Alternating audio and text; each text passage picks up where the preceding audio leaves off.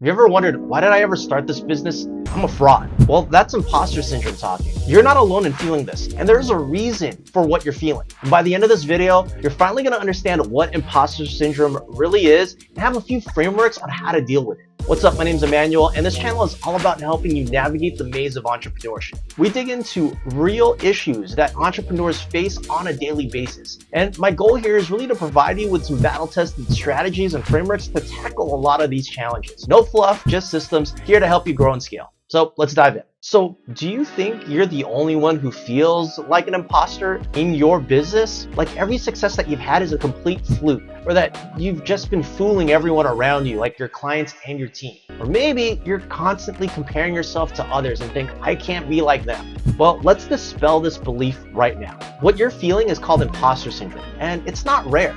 It's an incredibly common feeling, especially with founders. So really recognizing that you're not alone is the first step in turning this emotional hurdle into a stepping stone.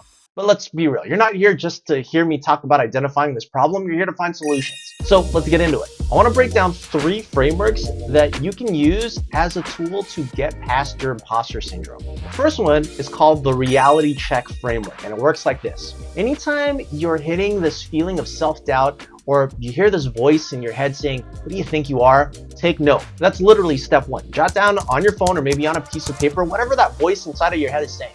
Then step 2 is to separate what you're feeling from what is fact. So if you're feeling that you're not qualified to be doing the thing that you're doing, now, is this a feeling or is this based on some concrete evidence? Step 3 is to share that feeling with someone that you trust, a friend, a mentor, or even a team member. Ask for an honest opinion. Oftentimes, you'll find that an external perspective can give you a much needed reality check, which leads to step 4, and this is to look back at your previous achievements or hurdles that you've overcome. Use this as evidence to counteract the feelings and thoughts that make you feel like an imposter.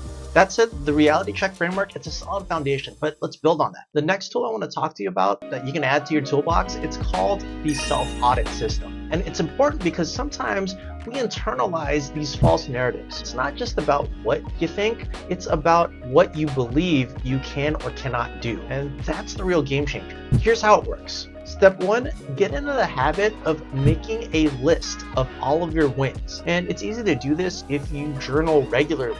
Just jot down daily your accomplishments. Step 2, next, take each accomplishment and write down how you achieved it. Do you teach yourself a new software? Did you step out of your comfort zone to network? What exactly did it take to get each one of these wins? Here's the gut check that you get by doing this. The lists that you created and unpacked aren't random occurrences. They're proof of your capabilities. Step 3 is to take this list and to contrast it with the reasons you think that you're an imposter, or really the notes that you created in your reality check framework. Now, keep a running list of this and go back to it whenever you doubt whatever you genuinely feel that you're incapable of. All right, so we've walked through the reality check framework and the self-audit system. Both are super efficient methods for battling those fears of inadequacy. But what if we could use our imposter syndrome to improve our skill set?